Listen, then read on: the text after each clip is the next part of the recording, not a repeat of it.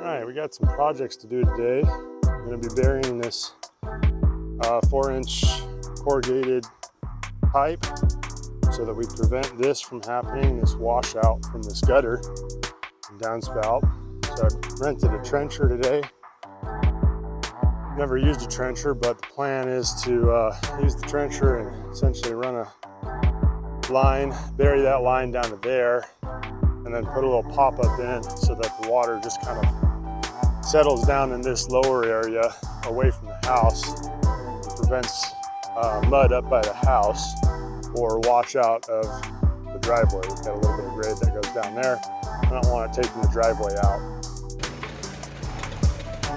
Now I'll be the first to admit this was kind of a tough machine to get to learn to use. So it has hydraulics on the left and right, kind of like a skid steer, and so the wheels will track independently using two different gear levers. This is a Barretto model, and it just took some getting used to.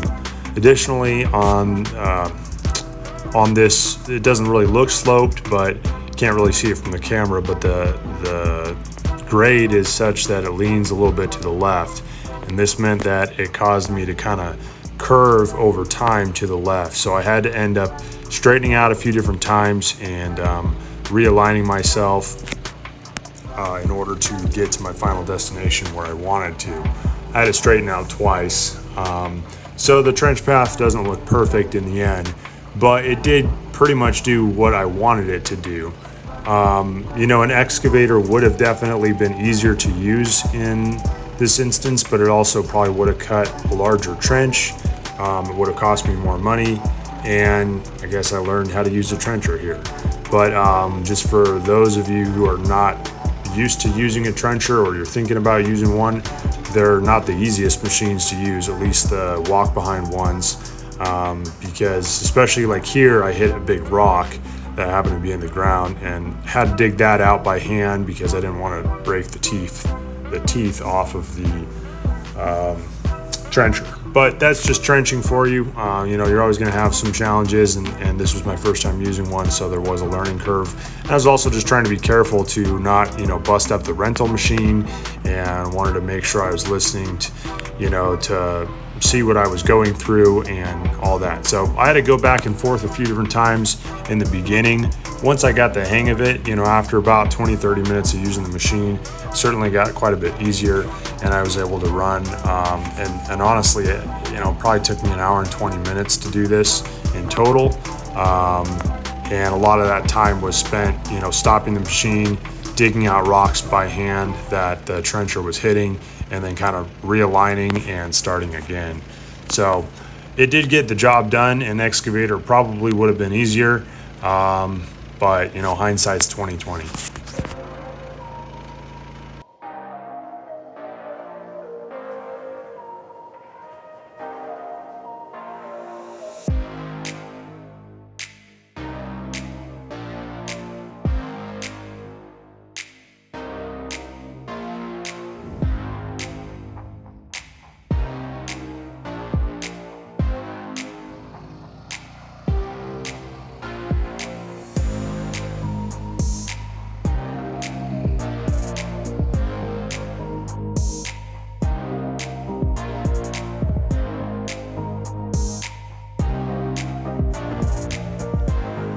There, now you can see I didn't make perfectly straight lines.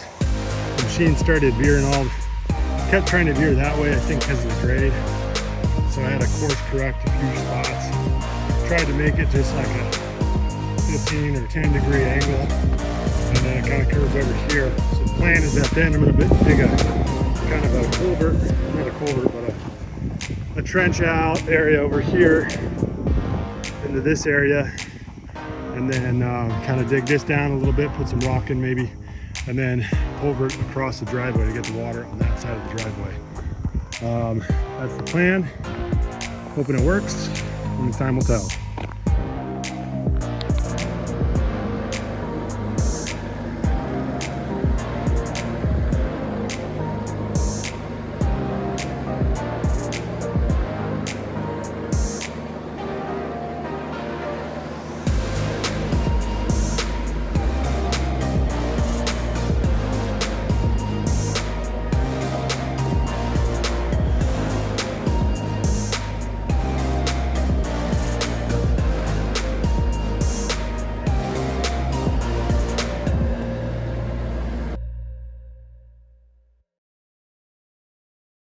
And in hindsight, probably should have just rented an excavator.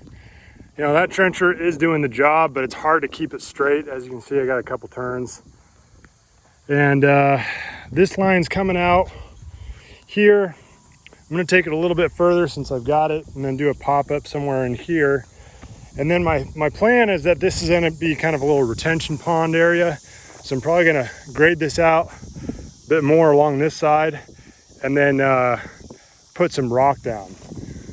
I may also actually rent an excavator and come across this driveway and do that side with a culvert. But I'm actually just gonna see if I take this area down and move this and then rock it, if this could hold enough water from what's gonna come off our roof and drain around this side, and then what's gonna come off that side of the roof and drain down into there. So essentially all the water flows down into this area here.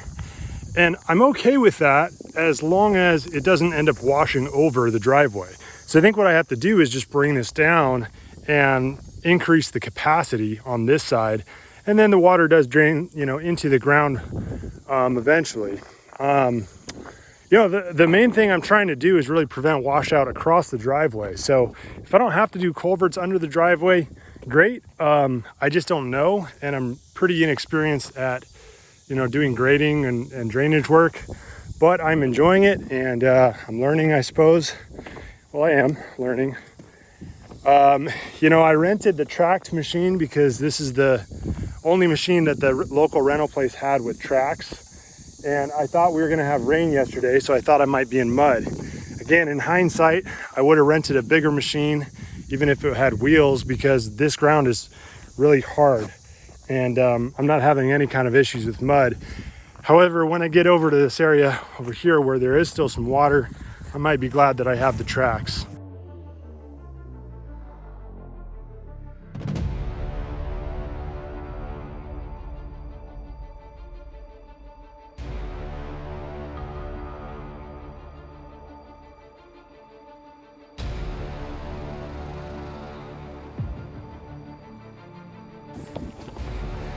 There it is. Now I'm gonna take all this stuff down.